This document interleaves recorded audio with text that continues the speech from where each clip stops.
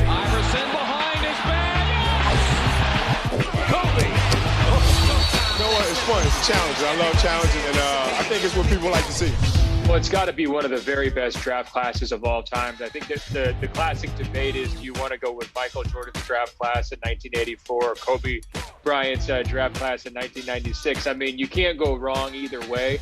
The thing with Allen Iverson, when he came out in 1996, he was this cultural force. I mean, he was very, very well known at Georgetown. He was a trendsetter. Now, at the same time, though, he was very, very polarizing because you had an older generation of fans who didn't think he played the right way, who thought he carried the basketball. Perhaps he was a little bit too selfish.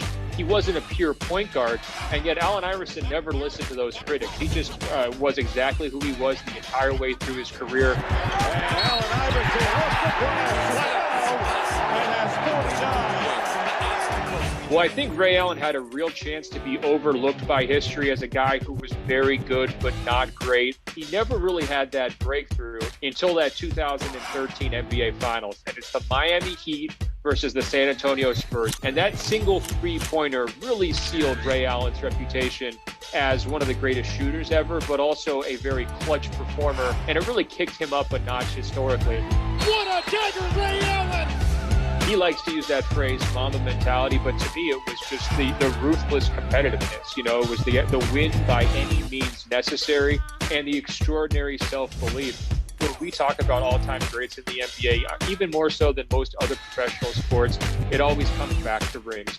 Were you able to be the most dominant player on the court and carry your team to team success? And Kobe Bryant did that more than everybody else in his class. It's Nash across the lane with the deceptive fake on Howard. Now, if Steve Nash could have had a time machine and fast-forwarded and come into the NBA in 2015, well, all of a sudden he's going to be a much more famous, a much more talked-about player.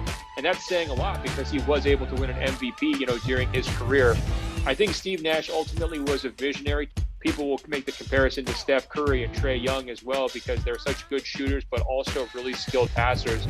And certainly Nash could do both of those things at a high level. Iverson with 47. Ray Allen! Steve Nash. It's the most important draft from the last 25 years. There's really no question about it.